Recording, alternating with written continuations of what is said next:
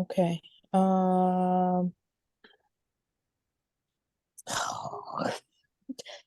Here.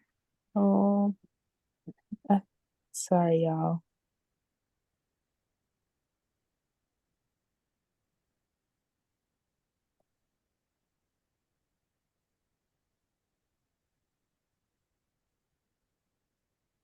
Okay.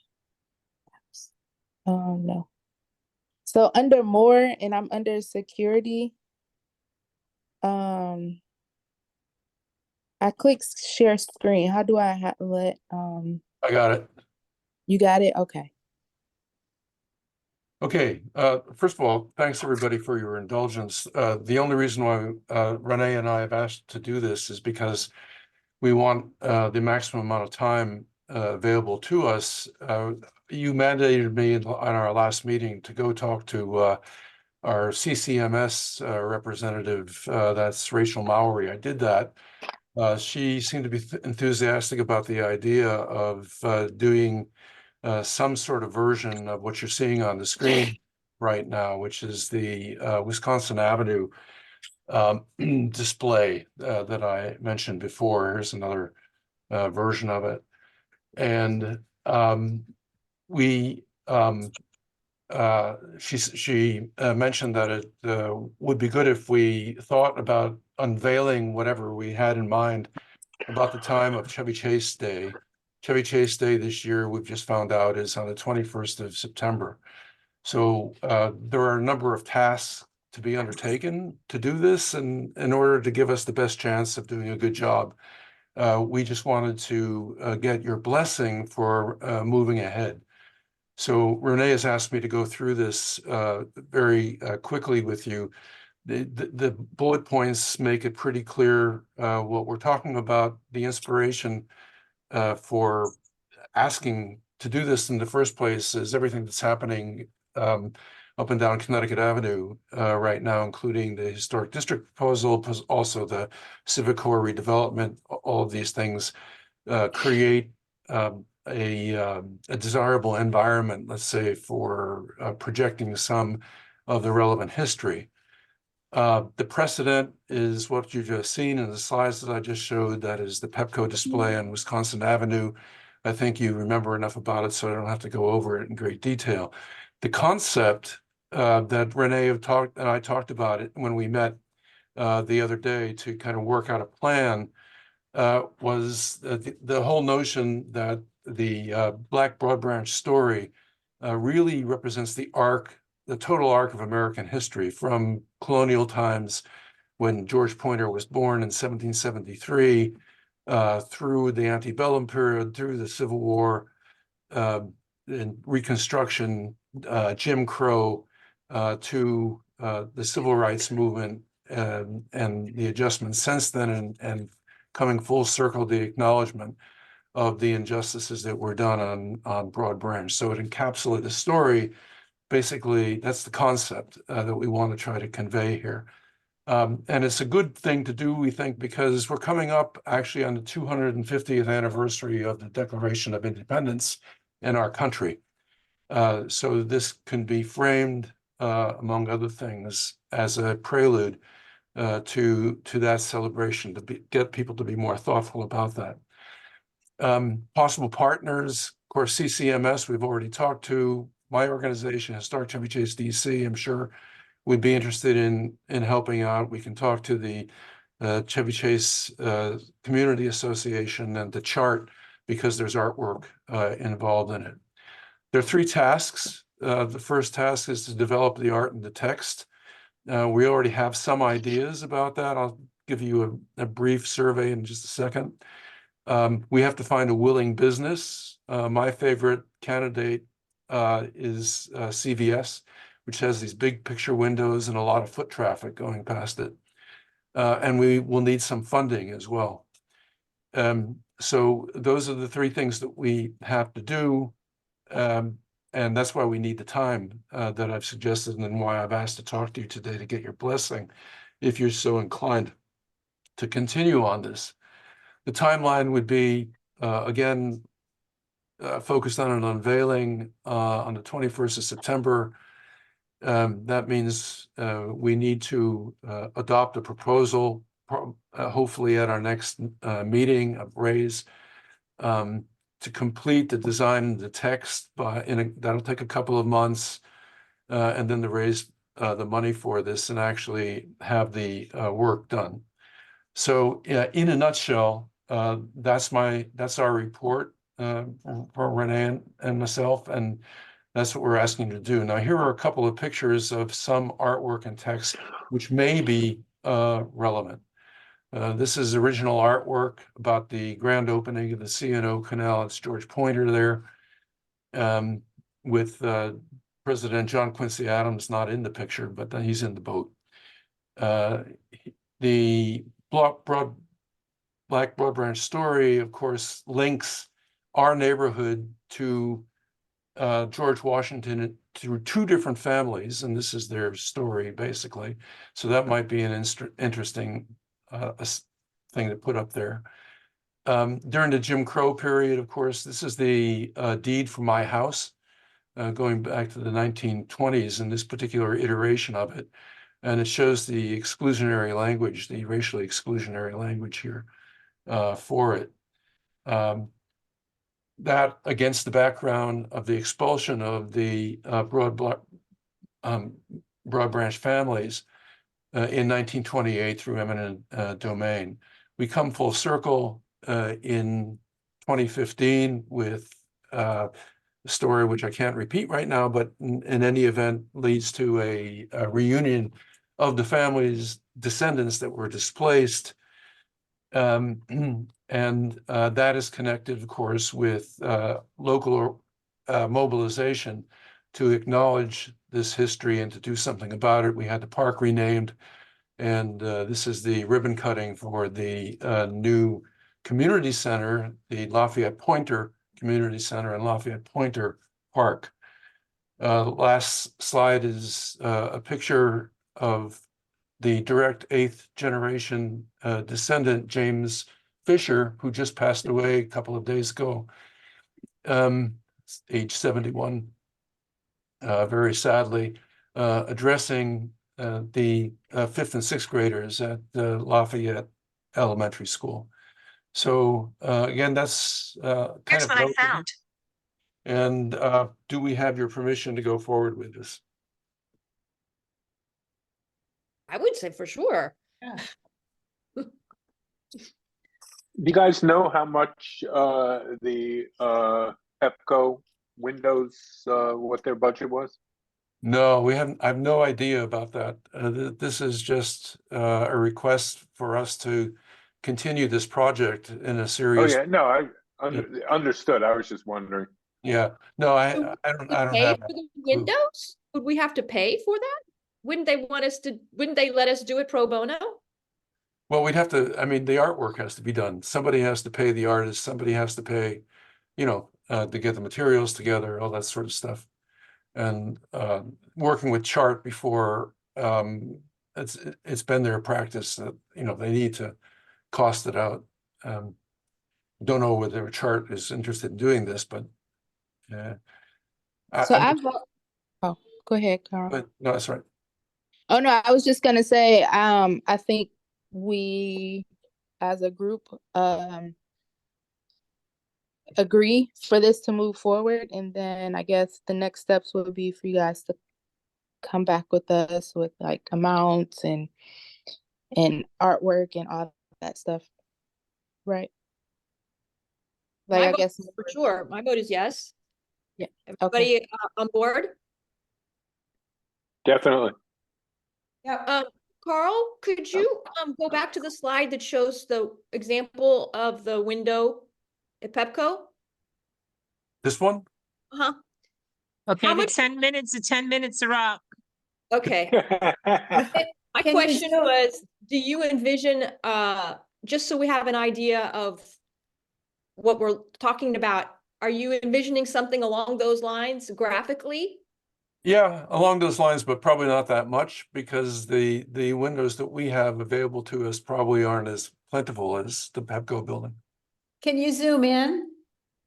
I don't think I can. Okay. I okay. We try. the Thank you. Yeah, historical photos and examples of You can, down in the lower right, Carl, where you can increase the right. size. Okay. Yeah, I see it now. I think you have to get out of the other box. Yeah. So it looks like there's a fair amount of text. And then visuals. Mhm. Do we know how they were produced?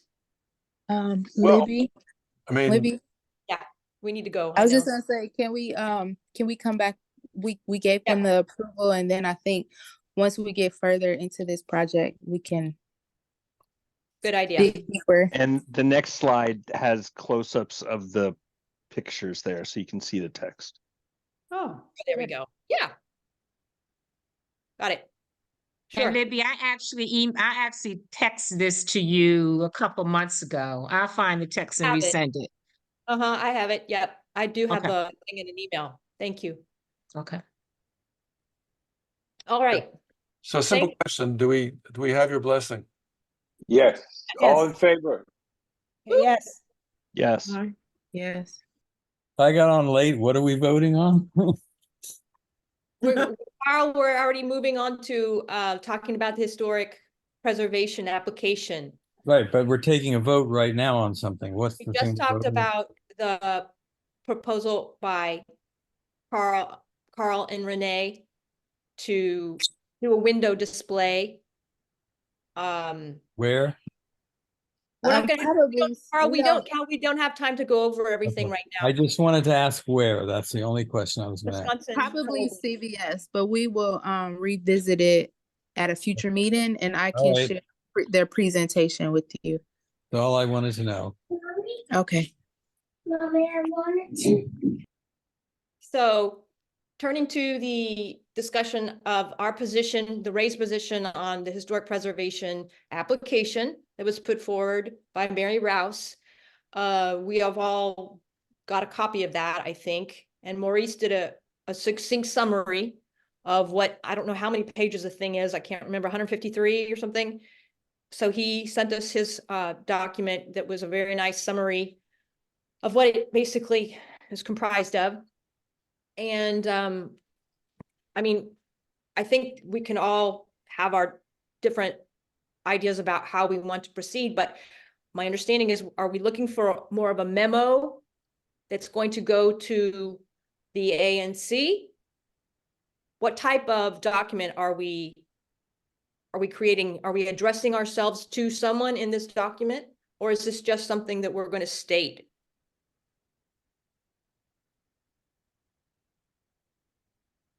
Well, my sense is that we're Should it addressing. be a memo to the ANC?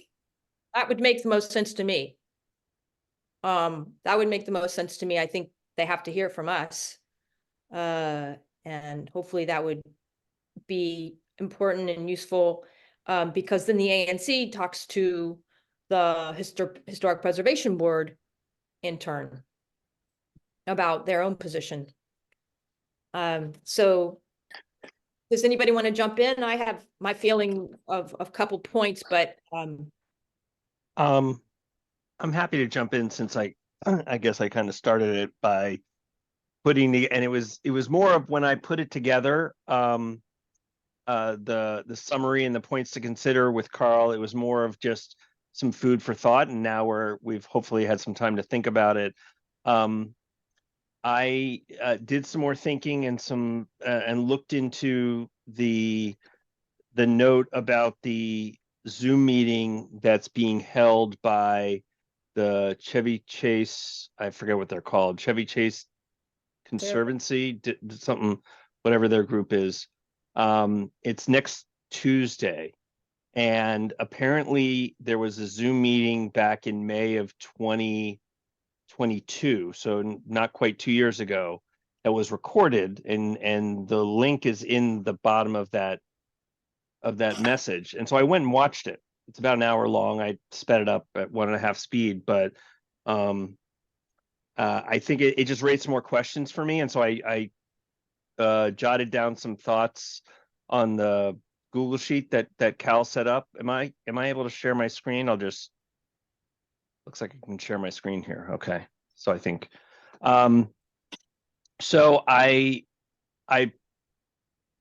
start with this right here, and anyone can stop me. It's like, for tonight, given that, we should probably figure out what it is we want to talk about. And it sounds like we heard some folks say that we should be coming out of here with an action item of perhaps sending a memo to the ANC, which I think sounds pretty good.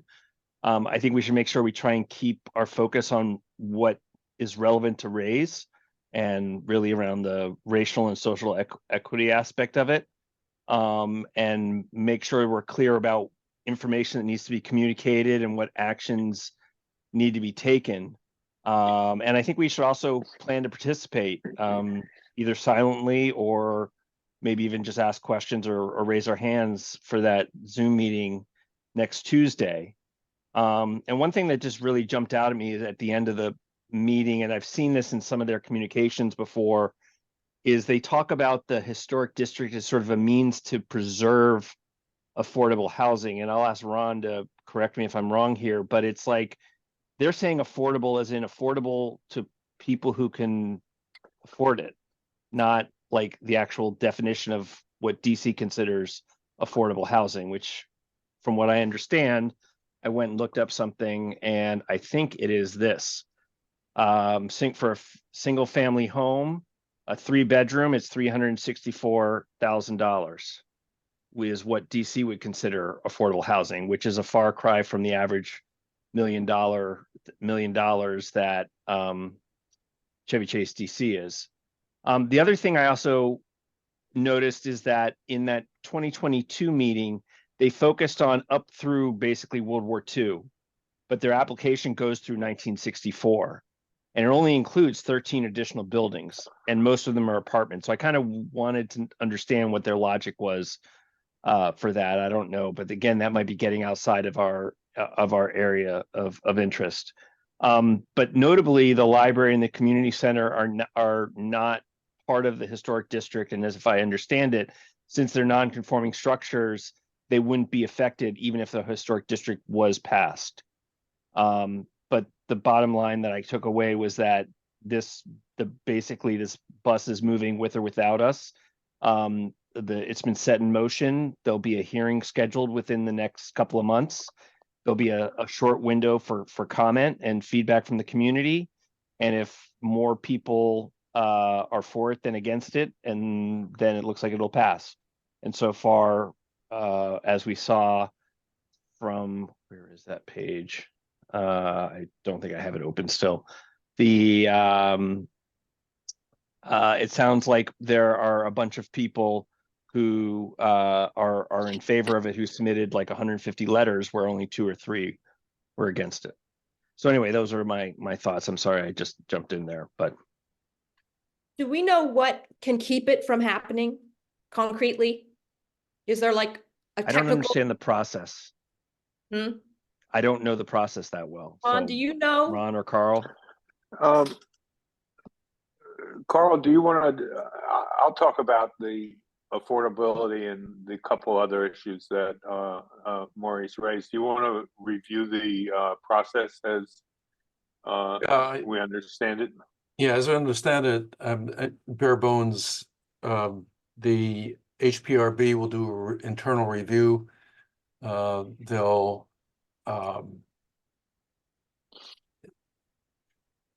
reach out as they see fit to ask for external advice. They will put it on their agenda, and then they will make a decision based mainly, as I understand it, on architectural grounds,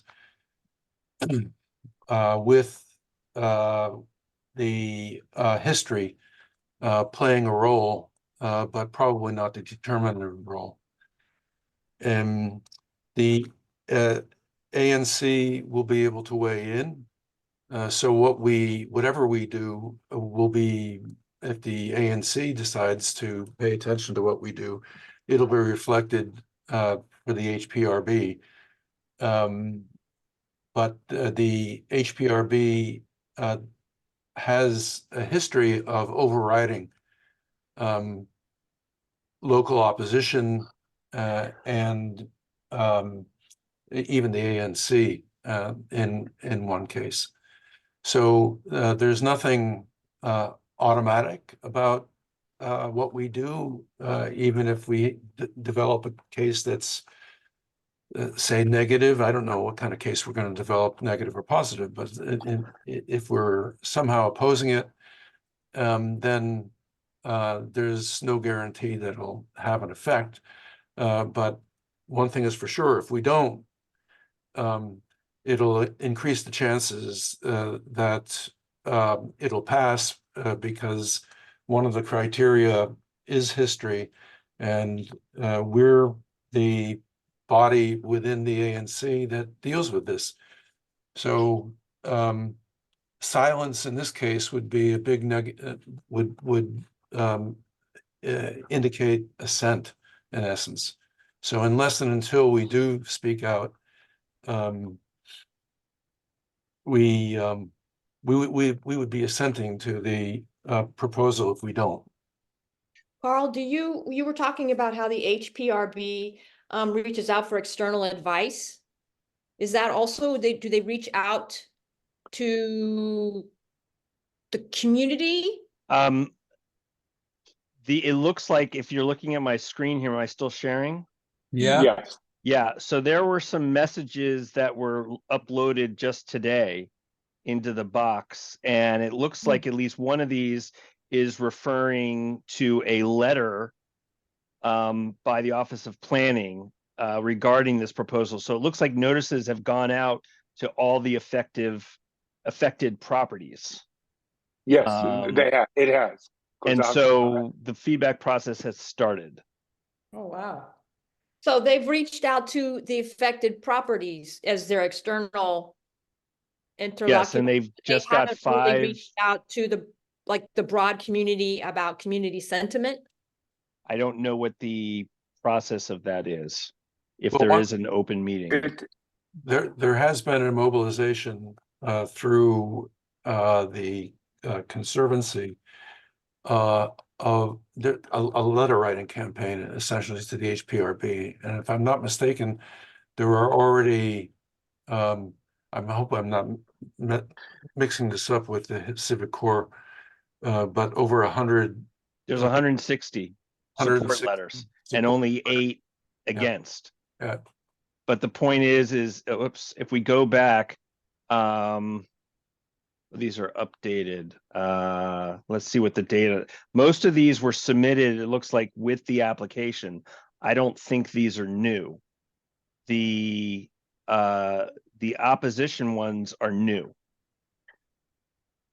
So this looks like it was a concerted effort to be submitted with the original application, whereas the opposition letters that are now coming in are in response to letters that have been received notifying people of this process. Can Okay. we? I have a question. Go ahead. We're really talking about strategy moving forward here, and I think we should, if we're going to take this time before we start talking about those points to clarify things like the process and some of the facts of the case. It will move forward. HPRB is under no obligation to listen to anybody. They make up their own mind based on the merits. They say they listen to the community, but they have a record of sometimes not. So the fact is they can move forward however they want. The one thing I would add to what Carl said is that the Historic Preservation staff and HPRB these days also has been dabbling in design guidelines, and they are likely to not want this process, this district, to move forward without design guidelines, and that will be a long process. So I think there'll be many opportunities to weigh in on this process moving forward. But so to support the position from the overall community, people need to be informed, and people need to know how it would affect the neighborhood and their property. Right. So And I would submit, Libby, that that's not our job. Right. Living Chevy Chase is a citizens group who is opposed to this, and they are actively starting to gear up, and they will be soliciting letters and all the stuff that they can do, and writing position papers for the ANC to consider, and all of that. And why hasn't the ANC talked to the community about this yet? I don't understand why they scheduled them. Because it basically just came up, and the application was pretty recently filed, and there's a lot of other stuff, the community center project and redistricting or whatever it is they're doing with the schools and stormwater management and all that. Can I just say that inviting some experts? Can I just say, can I intervene to offer a piece of information? The ANC has scheduled a meeting on the 12th of February, at which, if my understanding is correct, Lisa, help me out here if I'm wrong. Each side of this, the proposers, that is the Conservancy, on the one side, and Living Chevy Chase on the other, will be given 30 minutes to make their case. So the ANC will have weighed in by the 12th of February. I mean, the ANC will not have weighed in. They will have provided a first forum for discussion of this in public. Yeah, I was wondering, how they invite the lieutenant to speak, or you invite someone from the education group to speak of DC. It would seem like it would make sense to invite someone to talk about this. Well, I think in the first instance, again, that's not our, I understand our positions decide how we feel, but still question of knowledge about it. I'll give you an example of my organization, which obviously, because it's partially a preservation organization as well as being a historical one, had invited Mary Rouse to give a presentation. She did that last week at our last board meeting, and we have already invited the main representatives of Living Chevy Chase to do the same. So we'll hear from them. On the basis of that, we will do a public-facing event in about 2 months' time, in which we'll have a panel to discuss the ins and outs, the pluses and minuses of the whole concept of historic district and how it applies here. So you'll have people who are unbiased? No, I don't think anybody will be unbiased. I think almost everyone will have an opinion. But that's not to say that they don't have expertise. I mean, we'll look for people. We want to invite people that will have, an informed opinion about how historic districts actually impact various things, like we will hopefully in a very short time be discussing. I know that we talked about how the components of historic preservation are often or primarily the architecture, the materials, the building styles, the significant monuments or structures. But I was looking at the community toolbox, which is an online group that does pretty exhaustive things about community building. And they also talk about how the sense of history can contribute to community pride and to a better understanding of the community's present. And I'm wondering if something like this could lend itself to, discussion for race, because if we're talking about celebrating our community's present, I think it would be worth it if we had made a lot of visible progress. And in this neighborhood, it seems like we still have maybe one Black-owned business. It's still very predominantly white. And so people are still pushing for this to remain like this quiet enclave that's separate from most of DC, and fighting against affordable housing in some cases. So in a way, it doesn't seem like we've made so much progress to be celebrating. And I know it has to do with the way we interpret history, but they talk about specific events and achievements that we want to, we feel are significant enough to warrant celebrating. And I mean, when we talk about the streetcar, that could be celebrated, but at the same time, it can be considered completely discriminatory and against the idea of celebrating because of the sunset clause and behavior that was attracted to it. Just like the homes that were available to certain groups, but not to Blacks or Chinese or Syrians or Jews. And I don't know, like celebrating the monuments like Avalon Theater.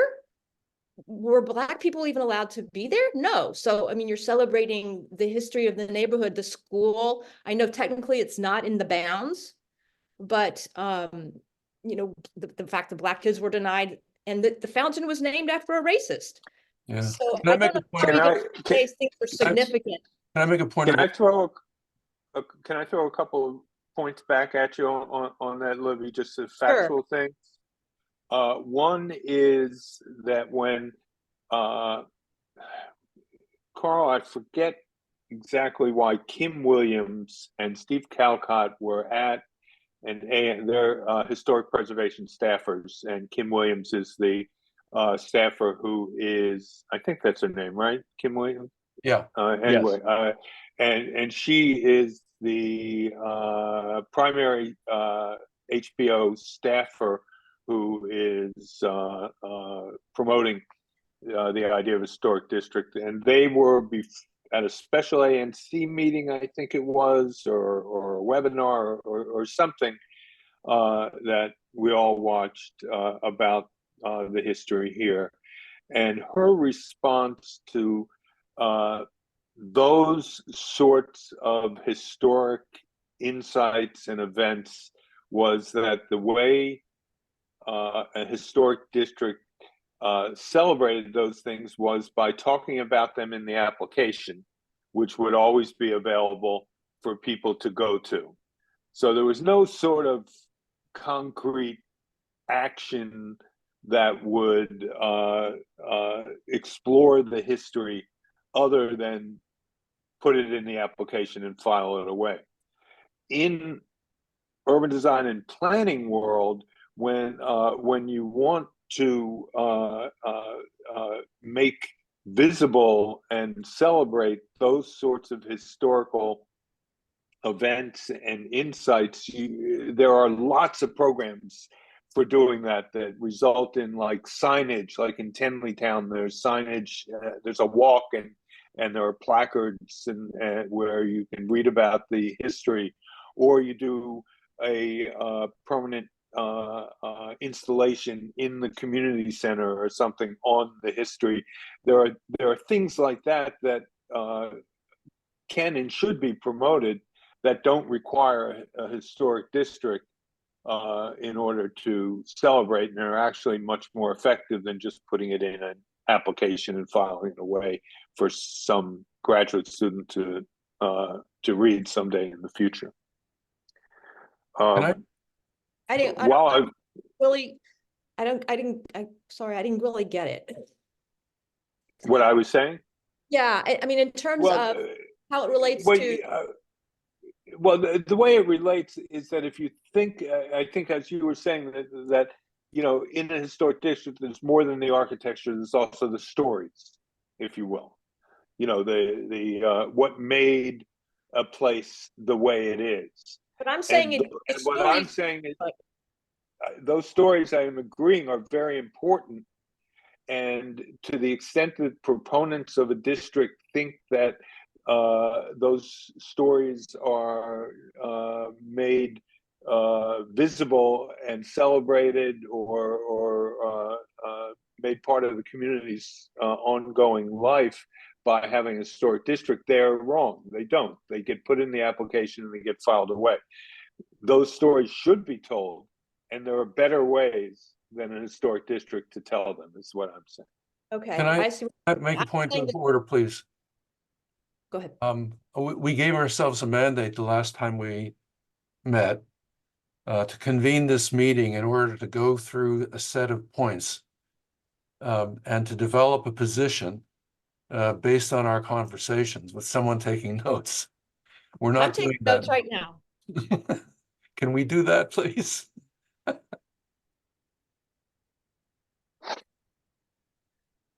I would, before we're more disciplined, I would add one thing in response to Maurice had asked the question, Maurice, on the affordability. I do believe that the application's position when it says that a district would increase affordability is that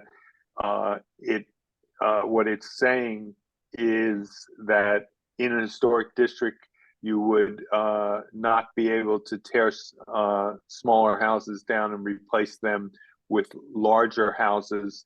Therefore, the smaller houses would home prices would stay lower because they would be attached to smaller houses rather than bigger houses. I believe that that is their position. I think that if you look at other historic districts, that what actually happens is that you're restricting the supply, so prices go up. If you look at Georgetown, where a one-bedroom tiny little house goes for $1.5 million, you wonder how that affordability thing worked out. Right. And I guess my point was that it's almost like, at least the way I heard it, and it'll be interesting to see if they do this at the upcoming meeting, they were sort of patting themselves on the back saying this is a way to, maintain a stock of affordable housing.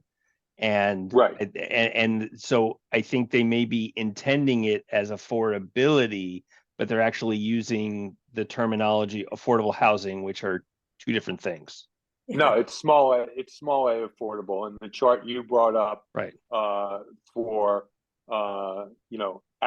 for dedicated affordable housing, yes, is correct. But I don't think they're actually claiming dedicated affordable housing. They're just saying home prices would be lower because the houses would be smaller. But we know that's not true. But Cal has had his hand up for a long time. Go ahead, Cal. Oh, I just wanted to ask Maurice if you could, and I know the chat's disabled for this call, which I was not expecting, but if you could email the URL to that box with all the letters. I'll open the chat. I didn't know it was closed. I don't use this. So I'm sorry, what? Yeah, I think the URL was here. The URL was, oh wait, that's the PDF. That was the link to the application. Yeah, not the actual box where it is with the 3 subfolders. Yeah, it's right here. Fantastic. That's all I needed. Thanks. So I open the chat. Do we still need it? I want to close it. I don't need the chat. I'll just reply to the team. There we go. And then do we still need sharing on? I don't want to mess up how the ANC has this for their meetings, so I'm going to take share screen off. And I think we probably do. So I put that back on. Just make sure I don't forget to turn that off before we end. Thank you. I actually have the list of questions that we're supposed to be discussing in 14-point type. If you'll share the screen with me, And if you, I'm just volunteering to put them up there so that everybody can see them, so that we can go through them one by one. There are about 10 of them. We're 50 minutes into our discussion now, and there are 10 points that we have to address. You should be able to share. I think, aren't the ones that Maurice just had up on the screen? Yeah. Yeah. They're the same. No, sorry, this is the wrong one. Sorry. Darn. Where is it? Are they the points to consider at the I'll do it, Carl. I've got it up. They're right here. points to consider in evaluating the application? Yep. Yeah. It's right here. Yeah, I mean, my understanding is that we gave ourselves the mandate to go through these questions in order to develop a position. And my suggestion, and I'm putting this forward as a proposal right now for the group, process-wise, that we appoint a note taker. I recommend Libby for that task, and we appoint someone to receive the notes and write a draft based on those notes. And I think Maurice, since he's done all this work on this, should be the person that does that draft. He should be our Thomas Jefferson. That's fine. Unless anyone else wants to do it. You're good to go. I don't know about the Thomas Yay. Jefferson reference. Well, I said I would do it if I got help and if you guys filled in the stuff, but I'm perfectly happy with the plan you just proposed. Okay, so let's Okay. talk about this first. The first question, how much the racial history of Chevy Chase matters in the designation of a historic district. Is this something that we should communicate to the ANC about this? Do we? Yes. Yes. Isn't it already in the application? I was surprised to see it there. Well, that comes down here where it's like, it is in there. And it was hard to tell whether or not the references of the exclusionary history of Chevy Chase was part of the application. Yeah, I mean, this is not an administrative matter. This is a matter of our opinion. Okay. Right. Do we think that racial history matters in designation of a historic district? We're asking ourselves that, I think. Very much. Yes. Yes. So we ought to flesh that out a little bit and give the reasons why. Well, it certainly affected the whole development and, you know, more recent history of the whole neighborhood. Oh, dear. Yeah, it was created as a racially exclusive neighborhood. Yep. So the whole founding, the whole origins of the neighborhood, and everything built in it, therefore. And the people who did the actual building were not allowed to even live here. I think another point, I'm not a good history person, maybe this is for Cal, I mean, not Cal, Carl, is that I think once historic, I think I read somewhere on there about how once historic districts are created, then they, what's the word I'm looking for? It exacerbates like the neighborhoods becoming more racially segregated, probably more white, you know, within the historic district. I don't know if that to be true, so I guess I'm throwing it to the historian Carl if that is a valid statement that we should talk about. I'm not the data person for that to support that. Yeah. I think that's addressed in another point further on. Okay. Okay, thank you. Yeah, this is the historic aspect of it. The racial history. And this, well, I know this was a sundown town, so Is that true? Do we know that? Yeah, I'm gonna pull up the Wikipedia list of sundown towns. Yeah, I have a book on it if you want to see it. That's the streetcar. That's the idea that some groups want to celebrate the advent of the streetcar here. And some groups find that the celebration of that streetcar is hurtful. Or at least incomplete, because the people that were using the streetcar oftentimes were people going to their jobs where they couldn't live. Yes. And we were told they had to arrive before it was light and leave when it was dark. Is that one of the reasons they call it a sunset community? Yes, because if you left here in the dark, But if might you be were on- here during the dark and you didn't have your pass, you might be on the you got in tree. trouble. That was the whole event. You weren't supposed to be here when it got dark. You're supposed to be gone. I think that I just see that as a very strong example of the inequity. Right, I just guess like the question is there documentation that this neighborhood specifically within Chevy Chase was that? Well, I have a book and I go look it up and I can send you guys out a, Please do. okay. Yeah, and I have a question about, I mean, the argument that the opposition, the folks who want to preserve this will say is, but that's not happening now.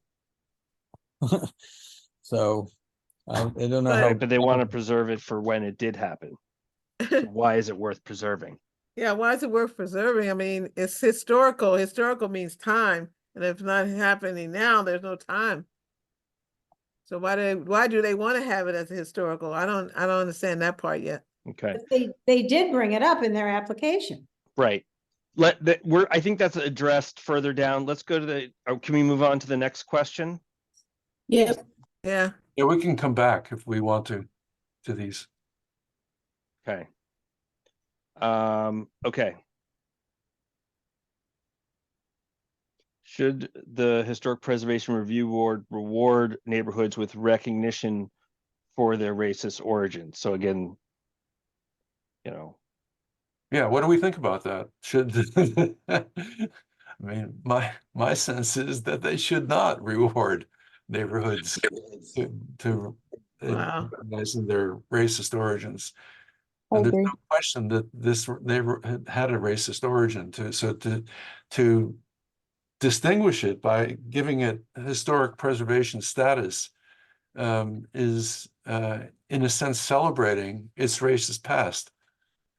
That's what I was trying to say when I was saying that I didn't think that if we hadn't made visibly, we haven't made that much progress. If you see that we have one Black owned business, still predominantly white, we have, still we have still Newland's name around. So I would think that we would be able to celebrate our racist past if we had visibly made progress. And if we're still not amenable to adapting for affordable housing. Yeah, you know what? Your commentary just inspires me to look beyond the present into the future and think in terms of conditionality for providing historic district status. If the HPRB decides nevertheless to grant that status, could we insist that they do something to not only recognize, but to rectify the racism that is embedded in the community still structurally because of the decisions that were made 120 years ago? I like that, girl. Thank you. Yes, I agree. I think that's a great last point to make in our argument, where Yeah. you come down and you say, well, what should an organization like HPR be doing? And maybe the answer is should be recognizing the sins of the past and generating solutions for moving forward to rectify those problems rather than freeze them in amber and admire them. That's good. That's strong. Yes, love it. Way Want to to give go. examples of things that they could do to rectify? Yeah, I mean, I circulated a couple of days ago, maybe it was just yesterday, Chris Vaden's latest digest of news on housing. And there was a plan for the region that DC is involved in with Montgomery County, with Arlington County, and a couple other counties, right? And so there's part of it is analysis and part of it is recommendations. On the analysis part, it says that racial segregated housing has gotten worse since 1990 in the region. Worse, it's gone backwards. Yep. That's one point. And the other point is that we use land use policy to change that. That's another point that is made in that same digest. And I think to add to what Carl said about the land use policy, I think any new development in Chevy Chase should include affordability. I don't know if you guys know about South Dakota and Riggs Road, those new townhomes over there. Some of them are affordable housing. So so people who need affordability are able to generate home ownership and through those townhomes through affordable pricing. And then I think some of them are sold at market rate.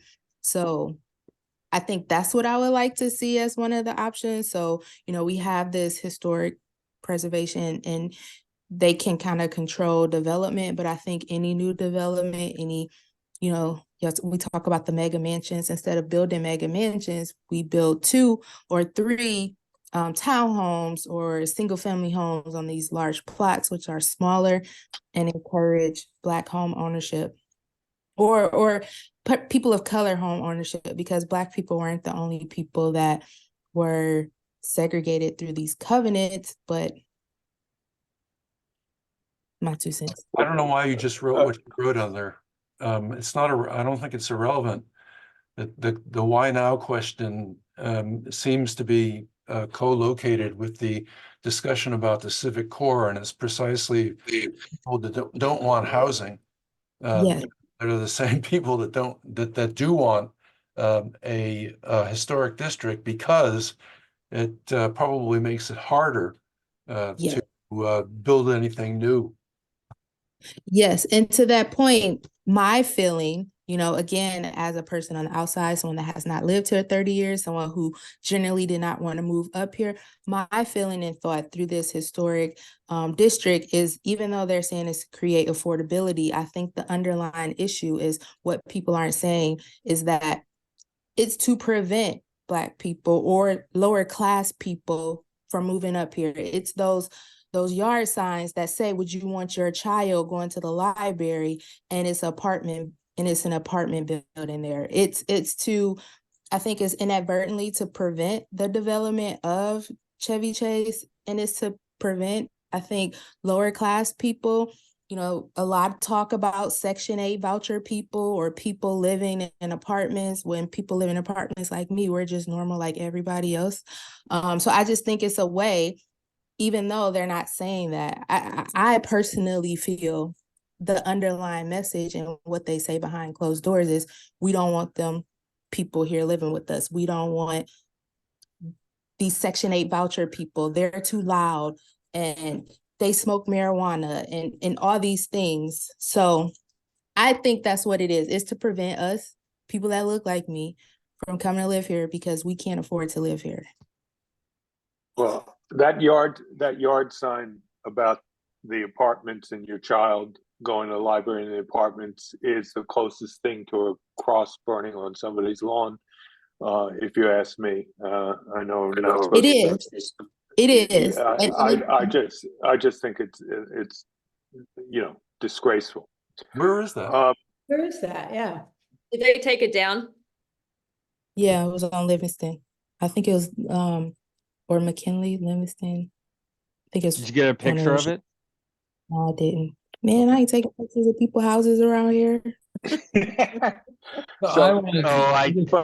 Corinthia, though, to the points you were making, and I think we need to get back to this list. The points you were making, there are programs the city has passed this inclusionary zoning, which means that any apartment building that's more than 9 units must include affordable housing. And that's part of the city's idea with the small area plan for increasing density along the corridor here, is to create more opportunities for smallish apartment buildings that would have to include affordable units. But I think mean, for me, I don't want to go through apartments, because that's not how you create generational wealth. That is not how people can get generational wealth. I live in an apartment.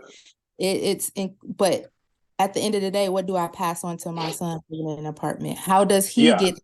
So I'm not pushing the apartment. I feel like you go to Ward 7, 8, 5, and 6. We have enough apartments that has that inclusionary part. Where I want to see my people prosper is through home ownership. That's the main thing that people here talk about, is that property value is going to go down.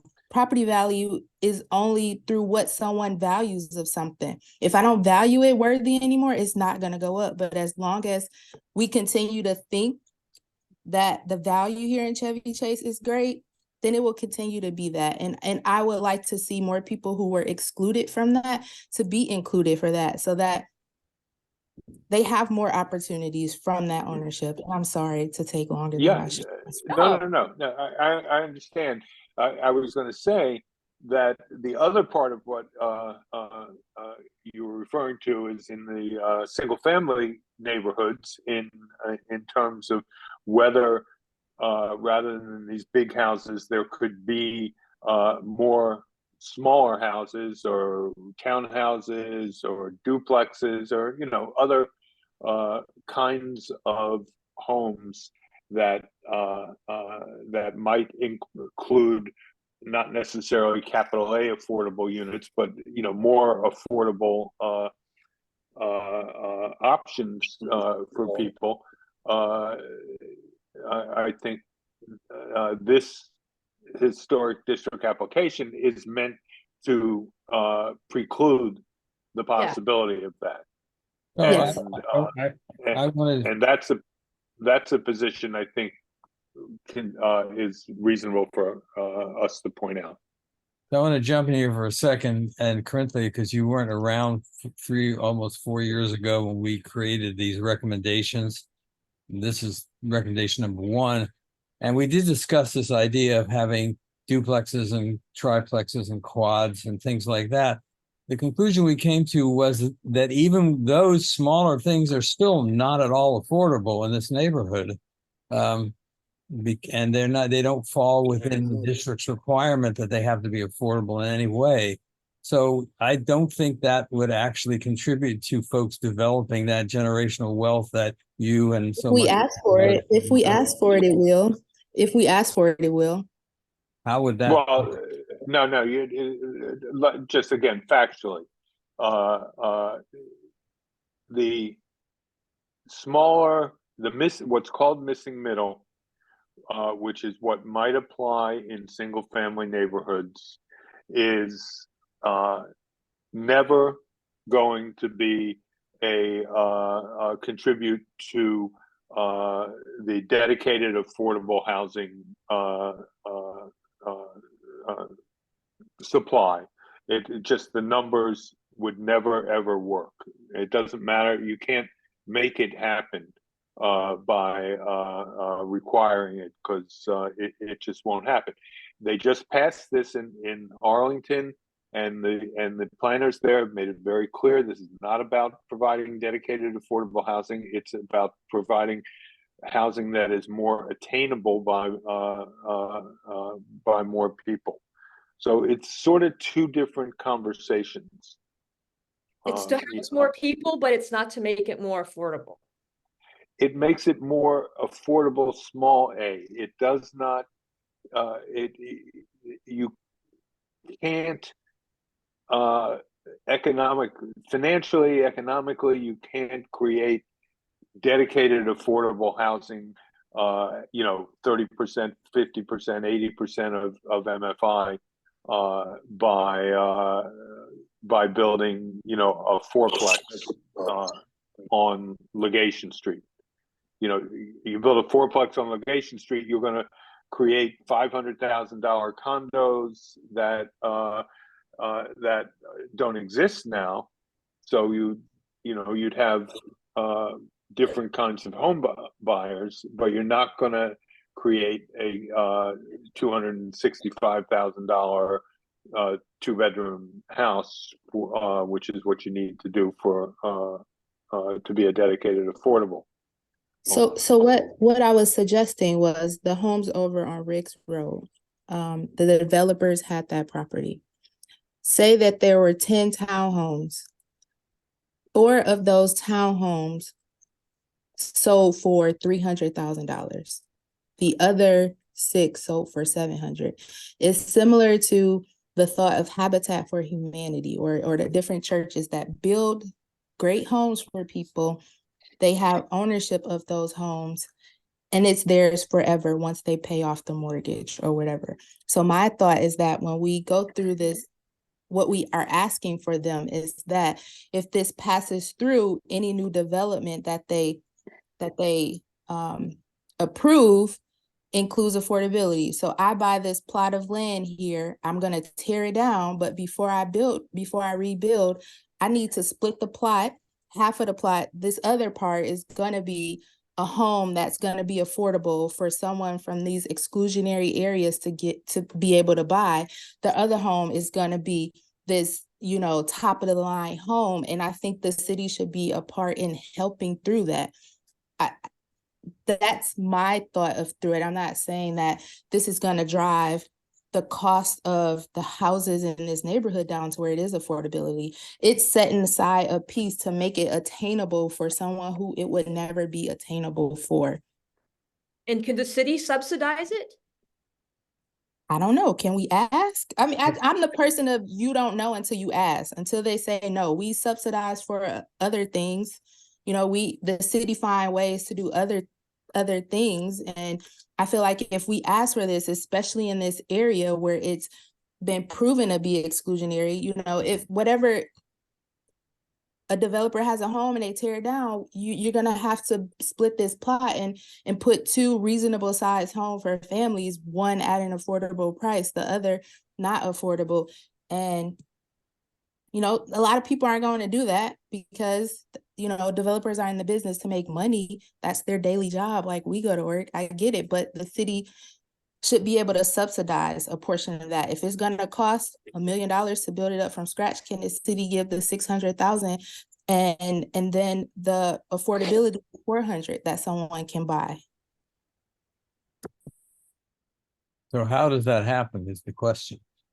It happens right now. There's inclusionary zoning. If you built those 10 townhouses, one of them would have to be for sale affordable. And I'm not no developer, Ron could talk about this, but when you go through all that, you know, the project could be simple terms, $1,000, but I'm going to sell Corinthia this house for $5,000, and then I'll sell the other house for $1,000. That's how it works. The profit. That's how it works. But that's the program that's in place right now. But where is there a place in this neighborhood to build 10 townhouses? I mean, what I'm saying is when developer buys these houses that need to be torn down for $800,000 or $900,000, they tear them down, start over from scratch. They sell it for $2.2 million, but even through the grazing, the removal, they still make a good sizable profit, you know, especially if they go with the low scale fixtures. I mean, that's where I don't know how to articulate this as good. Ron probably could, because that's his lane. But it can be done, but we have to ask for it to be done. We have to demand for it to be done. So this is so we get back on track, I think, because this would be one of the examples that, because earlier we were talking about providing examples in our let's see, what point was it? The point was we were saying that the last after Yes. saying what we say about the what the problems of having an historic district, we would ask ourselves the question, what should be done instead? And Carl had raised this as a possibility of saying what should be done instead, and saying that maybe the role of HPRB would be to champion looking at the past and coming up with ways to rectify the sins of the past. And one of them would be something along the lines, and we don't have to design a program, but something along the lines of what Corinthia is saying is allowing more dense development in the single family areas as long as they include affordable units that would help people who have been excluded from participating in the area. Right. Ownership, keyword ownership. Yeah, ownership opportunities in the single family areas. It should go beyond just apartments in the corridor. Although apartments in the corridor, Corinthia, also means condos. Yeah. Hey, Ron, did you say okay. that you received a letter from the Historic Preservation Review Board? I'm pretty sure I did, yeah. Can you scan it and email it around to the group so we can see what one of those looks like and what it says? So we can.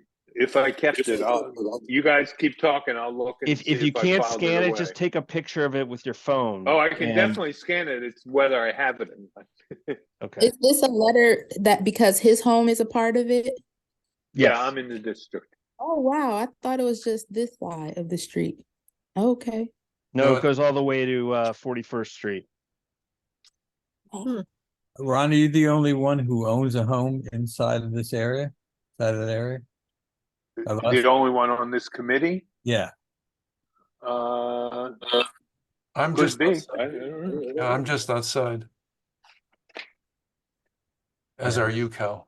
Yeah, me too. I'm not in it. I'm not in it either. So do we in the I'm not in the memo ANC. need to, Sorry, I should have said that in a recording. is it a given that the history is apparent? Or do we need to detail examples of the history of the racial injustice?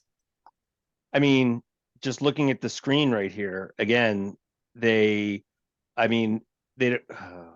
sorry, this is a little slow. I mean, they do talk about, let me get to that section and I'll zoom There's in. a section where they say that Francis Newland suggested that all African Americans should be moved to Cuba. Didn't I read that? Yeah, they do. swear to God, I read that. There's a history section down here. I gotta get past all these. Here we go. So the period of significance, these are the criterion. So then this is where it kind of goes into it. It talks about, I don't know if it talks about shipping everyone to Cuba, but it just talks about the developers. And then there's a section, I believe, on down here on I mean, the general point, right, is that that understanding in the application is very underdeveloped. There's a lot more to be said there that hasn't been said. Yeah, I mean, just the fact that Chevy Chase was built on plantations. Right. Starting with that. Yeah, but So we've why been is- making but- this now, so. But to Cal's point, why is that a problem? A problem for whom? Why, if connecting the racist past, let's assume for a moment, especially since this is discussed in the historic district application, that there's a racist history to the founders of the area. There's racist history to the way it was developed. But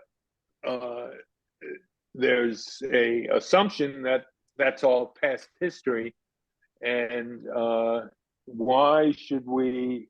But it actually did create a place arguably worth preserving. Why should we not preserve it? Just because it's like white supremacy to me. Yeah.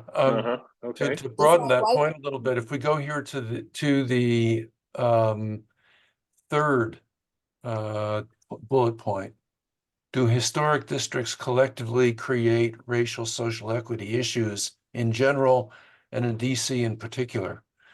I think we have to address that. And there have been studies done.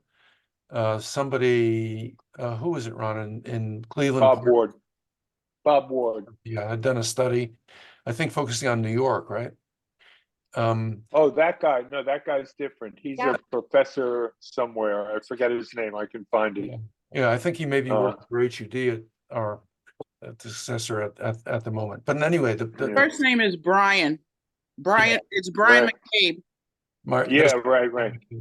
So the point here is that once you create one of these things, it has almost the same implications as redlining did, 50 or 75 years ago, because what it does is it just it creates an enclosure, which makes it harder for people to penetrate. It may increase the value of the properties, but it doesn't do anything for increasing diversity over time, and that's the real issue. If you look at the building patterns for the affordable housing programs that have been undertaken by DC in the last 20 years, they're all in small areas. They're all, I hesitate to use the word ghettoized, but they're all compressed, right? And one of the reasons they're compressed is that 27% of the land surface in DC is in a historic district. It's very reminiscent in my mind of redlining. Yes. Historic preservation can improve things in a blighted community where they say, oh, there used to be a structure here. It's important to bring this history back and acknowledge the building, and around that there can be sort of a rejuvenation of the architecture, and in some cases the business, the trade, that can benefit a neighborhood. But in our case, we're not talking about redeveloping anything that has gone downhill. Yeah. And when I think of the historic preservation, I think of this is a tanker that was used in World War I.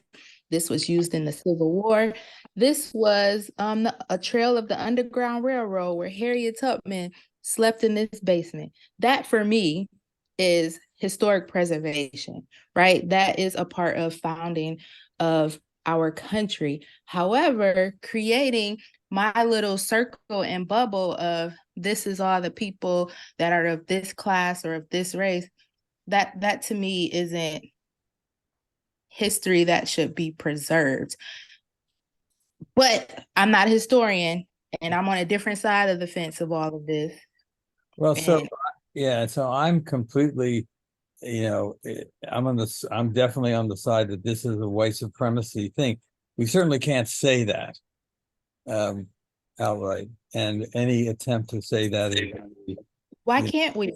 Why can't we? I said, both Ron and I have made comments on recordings of this call of this committee that were well, they were taken out of context. I mean, the one I said was there are families who live here in some of the more sparser, less dense areas of Chevy Chase who are likely descended from the families who were part of moving in when they first created the exclusive neighborhood 100 years ago, 100 to 120 years ago.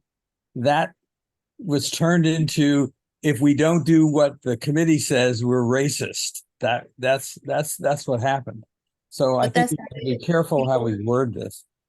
I feel like no matter what we say, when it's showing how someone is wrong or how this is perceived or is systemic racism, people are always going to say that because they don't want to face it. Just like with critical race theory, people don't want that out there because that makes them feel bad, but it's history. My ancestors were slaves. Yeah, So it's a part of diminishing what it is. Yeah, it's not about calling anybody racist. It's about looking at where we've come and making a collective decision about what values that we want to project. And we have to see Chevy Chase not as a bubble, as an isolated somehow something that exists independently of everything around it, but in fact in dynamic relationship with the rest of the city and the region. And if the region has problems, we have to solve them together. And so the question for us really is, how does designation of a historic district help us deal with the problems that we have collectively? I like that. Can we put that in the thing?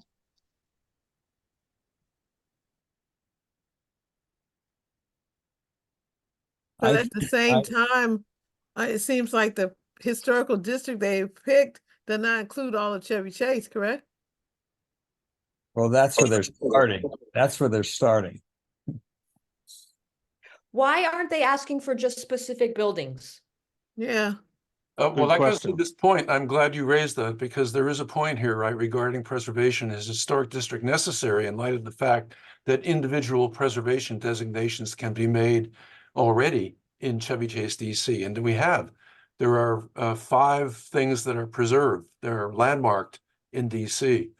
So Their argument is we can they take don't want the McMansions in here. Excuse me, we can take a position on this if we so desire. We can say that we don't need a historic district in order to preserve what's worthy of preserving, because we have shown as a community that we can, distinguish particular buildings. And we have distinguished buildings already in that area. Libby, you get that one? That was a good one too. Yeah, Dang, you yeah. got the gems, Carl. Keep it going. We can take a position in order to preserve what's worth being preserved. And I'm gonna did you say there's about 5 structures right now that are technically historically preserved? Yes. Yeah. You know, the bus station, the bank, the arcade. Not the bus station. No? No, it's the arcade, the PNC Bank, the The Avalon, movie theater. the Chevy Chase, the Newlands Memorial Fountain, and the 2 stones alongside of it that were put up by some group. I can't remember. And I just want to I'm- take a pause here. It's 7:56. If people are able to continue, let us know if you need to drop off. I want to be cognizant of time for everyone, including myself. So just throwing that out there. If we can keep going, we can go. And people who Well, need to. I can keep going, but I would offer one observation. I actually think this last little bit of discussion we had over whether 5 buildings is enough, or why there's physically, does the neighborhood deserve to be a historic district? I don't think we should weigh in on any of that at all. I think that we're racial and social equity. We shouldn't argue against whether or not, architecturally this makes sense. I think we should just talk about the racial and equity component of it. Yeah, but Ron, with all due respect, I think those things are conjoined.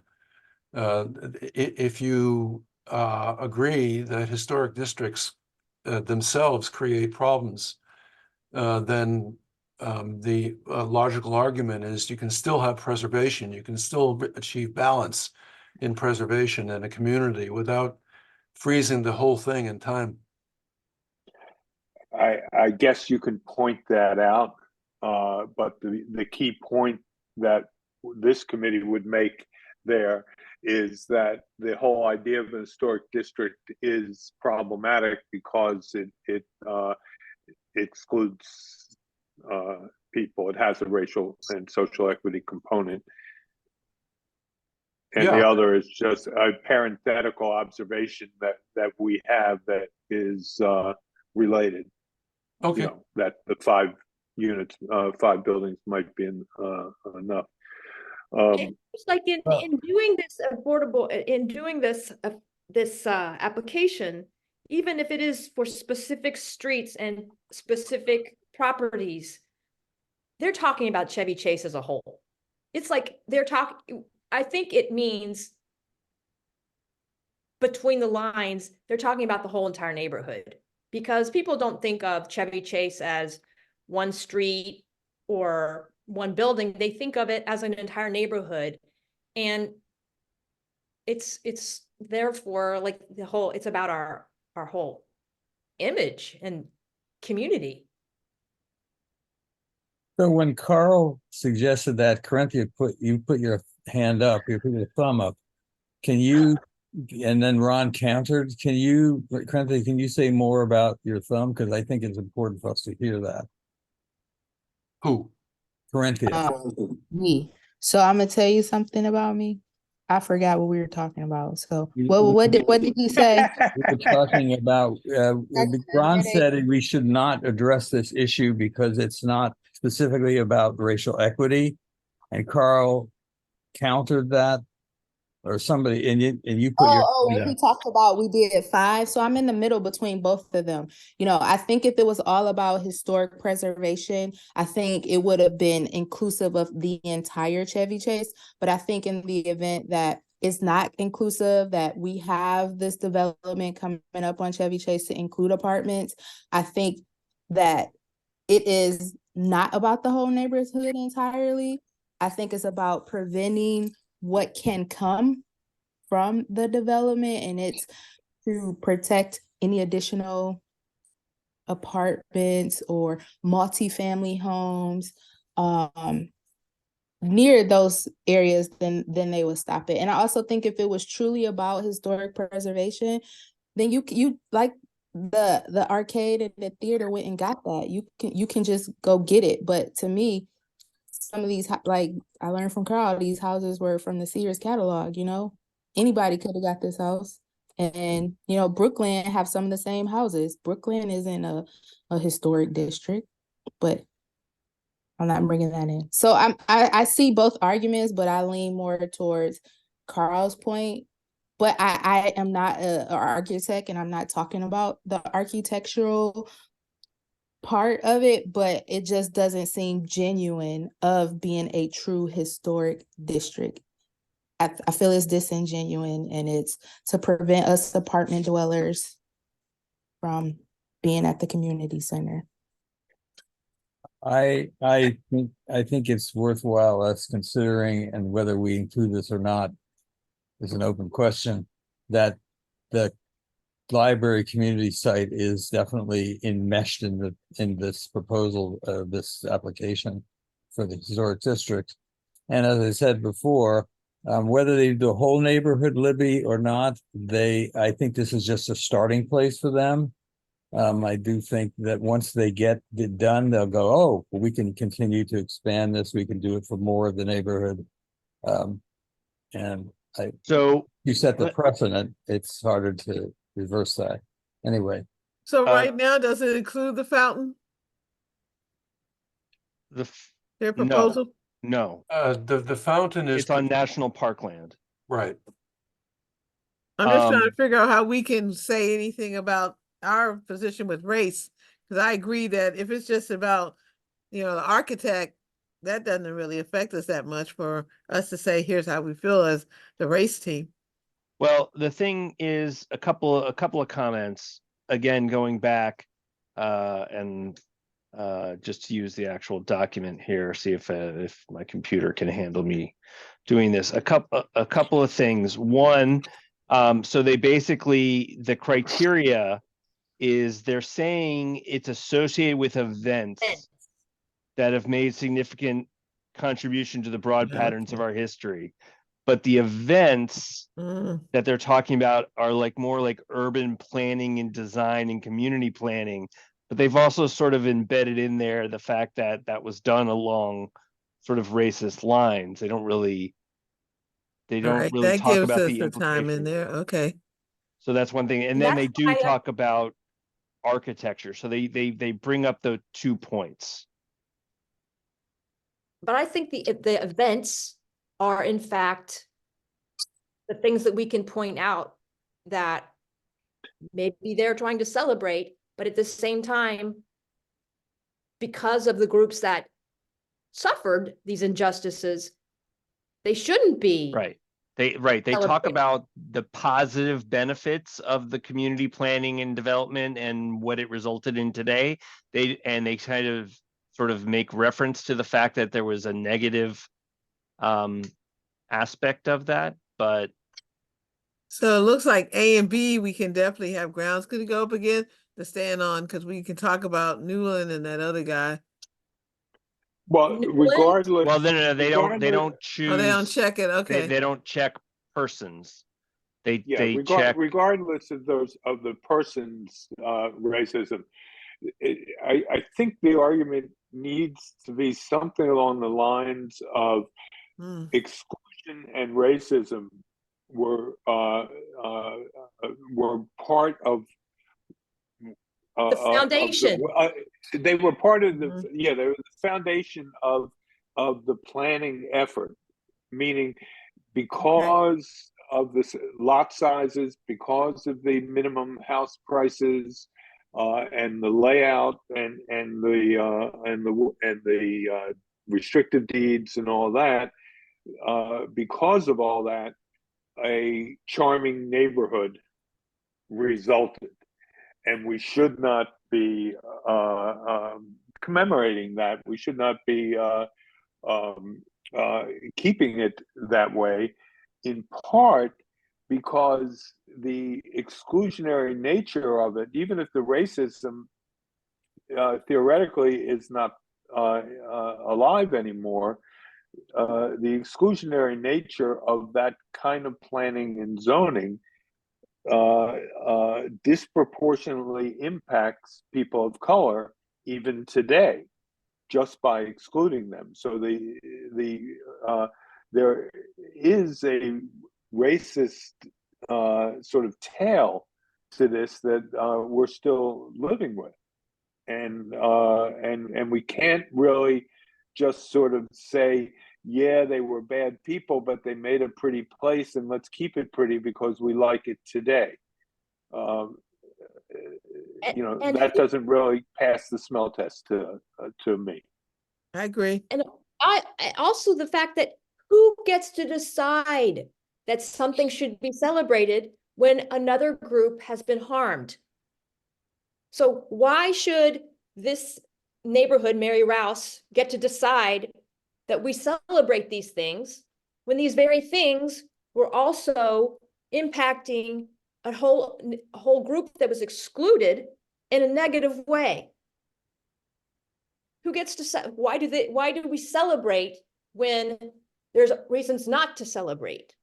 Well, that some version of that can be the introductory paragraph to our memo to the ANC, that something along the lines of we appreciate that there are planning and architectural nuances that are interesting to revisit in the history, but there's also these other stories, these other factors to take into account, and we'd like to discuss those a bit. I wouldn't take Mary to account for this directly. I would keep it as indirect as possible. But I still see it as an example almost of white supremacy, giving this voice and legal approval to a group because they want to celebrate a certain part of the history. Well, but arguably it is a public process, and the Mary and anybody else is perfectly in the rights to say that this should be celebrated, but then that becomes a institutionalized, it goes into a process where other people, these people on HPRB, have an opportunity to discuss it and weigh in, and as does the ANC and us. So it is a process, in fairness.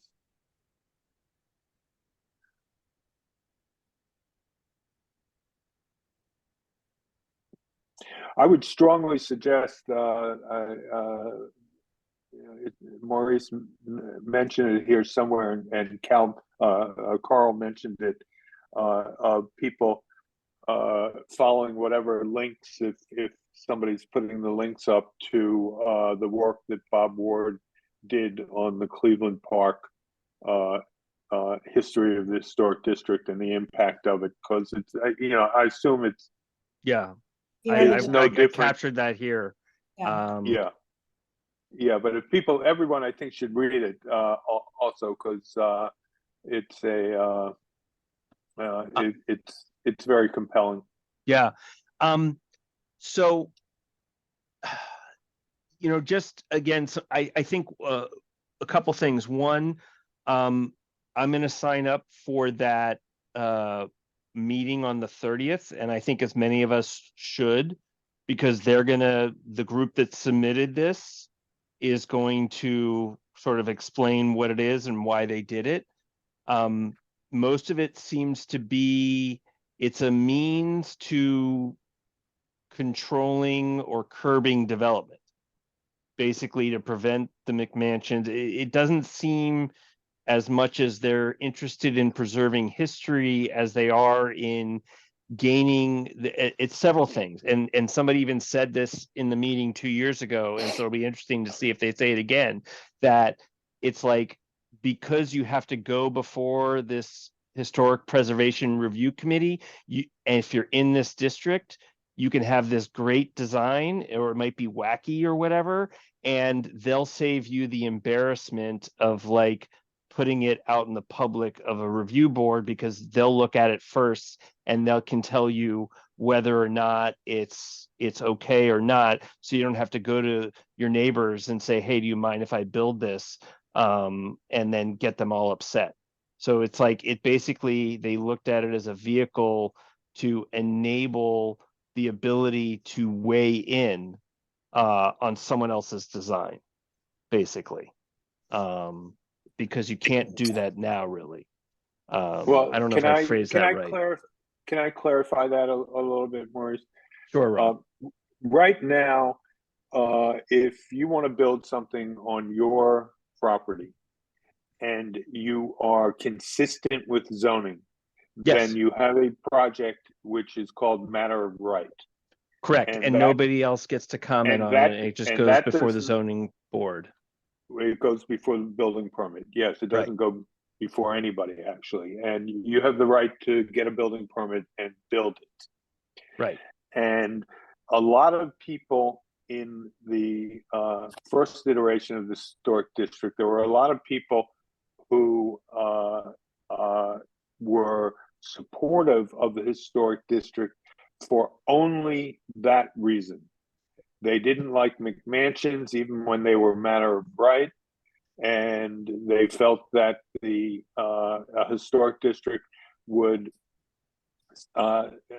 send those design proposals through a public process, so there could be some input from the ANC and from individuals testifying before HPRB. So they were only in it they didn't care a whit about historic preservation. They were interested in generating some design review. And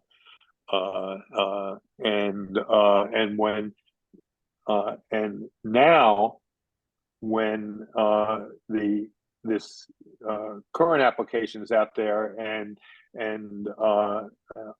Mary is talking a lot about it giving an opportunity for local control of things. That's disingenuous, actually, because what it does is it gives total control to HPRB and zero control to the community, because community can comment, but they have no approval. Only HPRB would have approval. So that's an empty argument also, not necessarily one that RASE needs to weigh in on, but just it's an empty argument. But I guess the point that I was making is that seems to be sort of the majority of the force behind this effort, is to prevent development.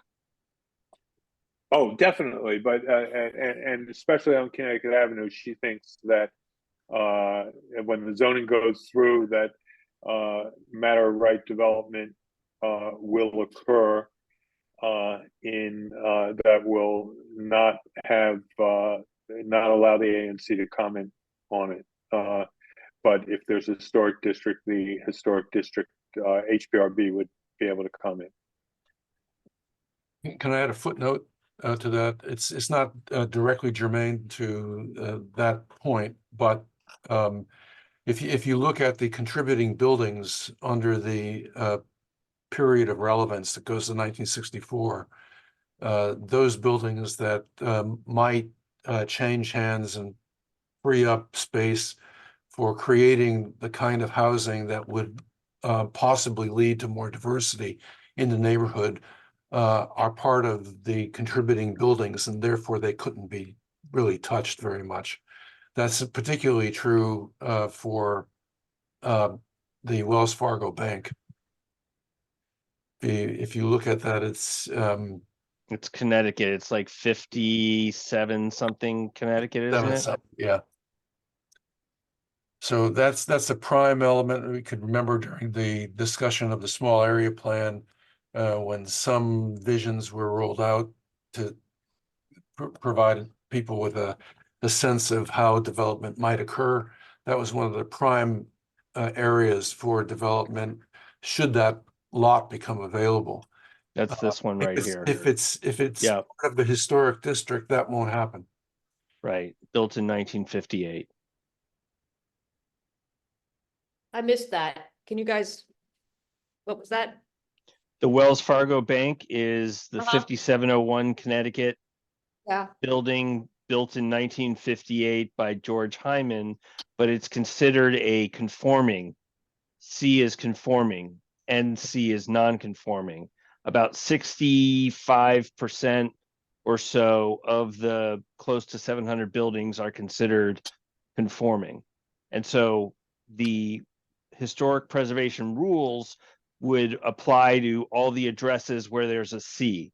If there's an NC, like the library or the community center, which is, I think, up here, 5601, community center has an NC, those would not be affected by the historic preservation rules. Okay. And for what it's worth, I think the only reason the community center and library are listed as non-contributing is that I think HPRB has already had that before them and made that determination that if it weren't for that, then I'm sure the applicants for the historic district would have them contributing. I mean, we sort of glossed over this because to me, it's almost laughable that the Wells Fargo building, a little drive-through bank building sitting on a parking lot, suburban style in the middle of the city, is considered a contributing historic resource. I mean, and that's just so ridiculous. Yeah, it's celebrating perversity. Yeah, I mean, it's the flip side in some ways of celebrating the white supremacy, you know, the past racism. I mean, this is a mistake, and you don't celebrate a mistake by maintaining it in its mistaken form forever. Just like you shouldn't be celebrating exclusivity by keeping it in place forever. Yeah, and that's the point about the connection, I think, between the architecture and the and the racial equity aspects of this, right? Because it's taking space away that might contribute to greater diversity in the future. And that's the real point. And that's why this committee should be interested in that, I think. Yeah, That's a good line too. Do you get that line, Maurice? no. If well, it's recorded. I can go if this recording is made available, then I can go back and hear it. But if you want to say it again, That's also a good line for the introductory paragraph. I didn't get the line. So if someone wants to repeat it, I didn't get it. Okay, we'll just have to watch the replay of this at some point. Yeah, it's reducing the space in which future diversity can actually be realized in order to compensate for the lack of it beforehand.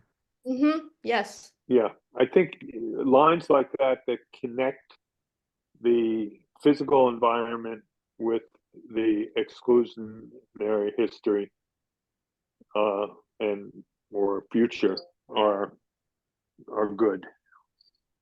So do we agree that the main thrust of what we're saying really doesn't have to do with specific buildings or specific architecture? We're really talking about, this is much more theoretical what we're talking about. Well, it's hardly theoretical. I mean, we're dealing with the facticity of the demographic makeup of the community every day. Right, but I mean, in terms, we're talking about history in we're not talking about specific monuments, we're not talking about architecture. We're talking about like deed restrictions and more the immaterial. We're talking about the impact of decisions that have already been made that continue to have a legacy of exclusivity.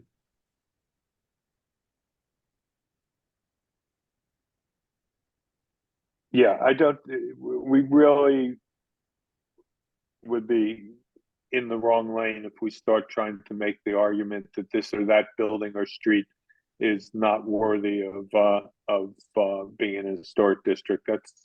That's not our bailiwick. Okay. Yep. Maurice, thank you for your notes in red. I think they form a good foundation for the memo. Okay. I don't know how much, I mean, it seems like, Maurice, you were getting, especially since you were writing directly under the main points, the Send me what you have. The bullets. I'll write it up. It's a lot of probably repetition of what you both wrote, but that's fine. Yep. And everyone should go ahead and register for this meeting. So on Tuesday. I don't know yes. if I'm gonna spend because I just feel I'm gonna be angry. I'm tired of being angry. Oh, okay, then we'll go there for you. But I might. I would raise one other thing, not so much on this meeting on the 30th, but that February 12th meeting. Maurice, you had mentioned us being prepared to participate, officially in No, I don't that know. meeting. I don't think that's our call. I think it's Lisa's call. Well, but I'm not even sure I don't think we need to target that. I think we want to have a good document and something that lays out our position. And whenever that is we feel is ready and polished, we can then send that, make it public, send it to the ANC, whatever. This is going to be a marathon. This is not a sprint. We don't have to sprint to be in that meeting. Okay. Well, it Because would be first great. of all, we haven't heard, you know, we're sitting here making a lot of assumptions about what the proponents mean by this or that, and what the opponents might say. You know, maybe we, like everybody else, should listen to both sides on February 12th before we finalize our position. Oh, yeah, I wholeheartedly agree with that. We don't want to do anything. We don't want to publish a position until we've heard both sides.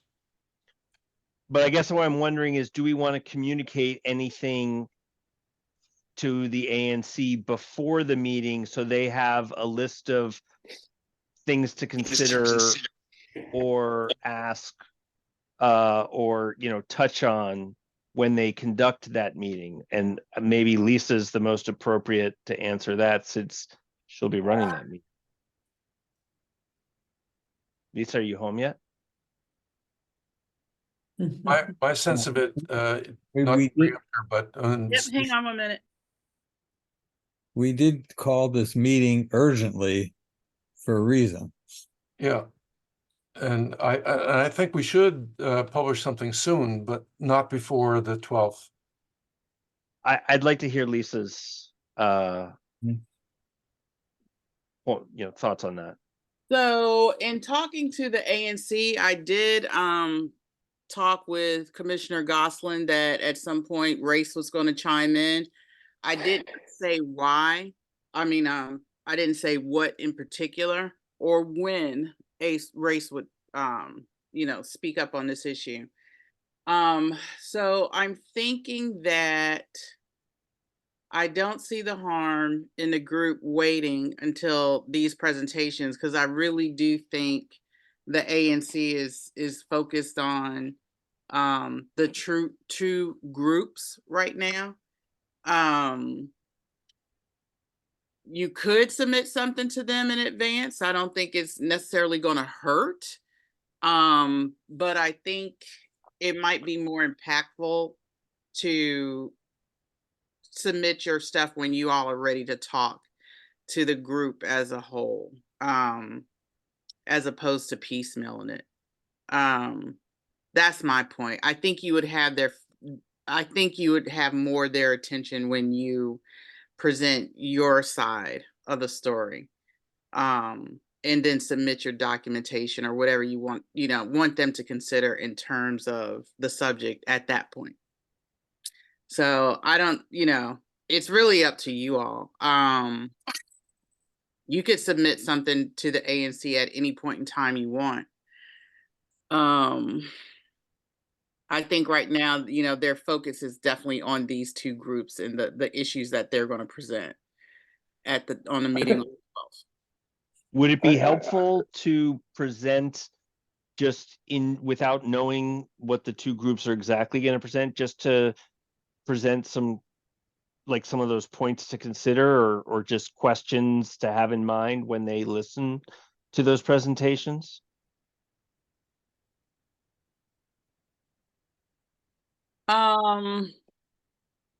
You know, personally, I don't think so. Okay.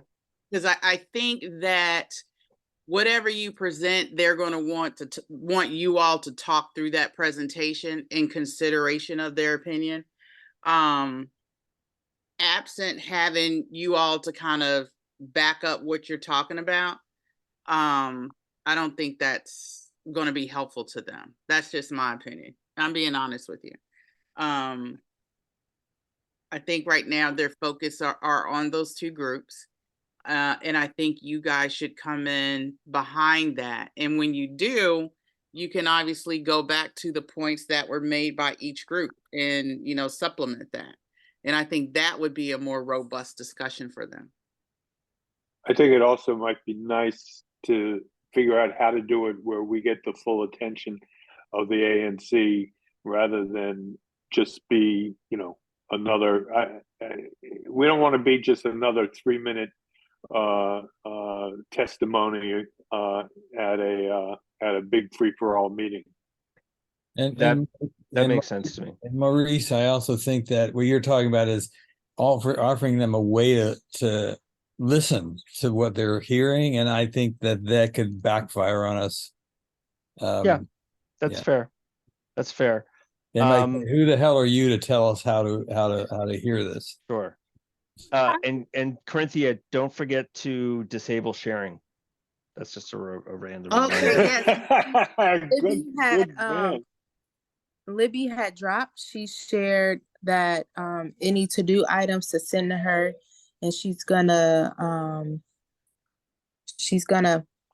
type up the notes and send them out. And let me add this, Corinthia, just to piggyback on what Cal said. I don't think the ANC is gonna, ever take offense to community groups. I mean, we have to listen to both sides of the historic district because that's what we're supposed to do. And if race or another group comes in that has another side to the conversation, we're going to listen to that as well. So I don't think they're going to be offended by whatever we send them. I just think right now, based on discussion, they are focused on those two groups. And there is going to be a point in time, because they know race wants to present about this, where their focus is going to shift to race and racist perspective. And I think just doing that at one time, with your presentation, to the ANC with your written document, I think they will be more focused on your perspective, having all of that together rather than piecemeal it. Yep. That makes sense. As long as we have a nice significant chunk of time to do that with. Yeah, you'll get equal time. I mean, they're very cognizant of that. Yeah. And to Ron's point, the fact that we'll have seen those two presentations, we will have a sense of what's out there, and we can formulate our points based on those. Yeah.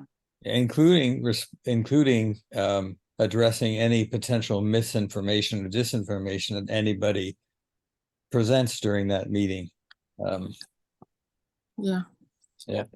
Oh, well, I have one thing to bring up, and we're done with this altogether before we separate, but I want to wait until we're finished with this. I think we're at a good stopping point on that. Yep, I agree. Yep. Okay. And I'll let Libby know to send out her note, and that's the only action item or to-do item for her right now, correct? Yep. Okay. And I'll synthesize what I wrote. I guess I'll create a new document further down or at the top of the online document so other people can see it. Thank you. Use the same document. Good. Yeah, what I'll do, I'll just Yes. add a page and do it at the top. Okay, great. On to you, Cal. So this is about the library and community center. So on Monday night's meeting, during one of Peter Gosselin's segments, there was a discussion about the RFP. And, I just want to say, and it just seems like they're not addressing many of the essential seminal points that many of us have been struggling and fighting for. I even think that same thing is true in some cases of what we might refer to as the opposition. I don't like that term, but and the question is, and this is heating up very fast, did we, RACE, need to do something, and we needed to do it quickly before our next meeting related to this? And Lisa, I guess I would ask you to, either you or in Corinthia, to guide us in the answering that question. I'm going to jump in here, Cal. What you heard from Peter was about 50% incorrect, and you're raising an alarm that does not need to be raised. And if you want to discuss this, we can. But this notion that there's something very wrong with the RFP is just false. People are stupid. Okay. I would say, Cal, that in you know, I know there's been a conversation with DMPED, and I'll say this. I wish that there was a conversation with DMPED prior to that being raised at the ANC meeting, because I do think alarms are being raised and some of them are probably, you know, premature. Peter sent us an email on some clarifications that he got from Jill's, like on the budget, some aspects of it. There's certain things that just aren't going to make that RFP. They're not going to put anything in an RFP about, you know, budget dollars, because that's not the place for it. So there are some things I think that are out of place. And I will get in touch with Peter tomorrow to see where he's going to follow this up or how he plans on following this up. But I would say for right now, just hold off until we get some discussion going. I don't know. Our goal was to have DMPED address this at a meeting, but I don't think Bill is going to do that. So I would just hold off on it and see what the next update is from Commissioner Gosselin. All right. So I'm gonna stop recording. I think we're done. Maria disappeared.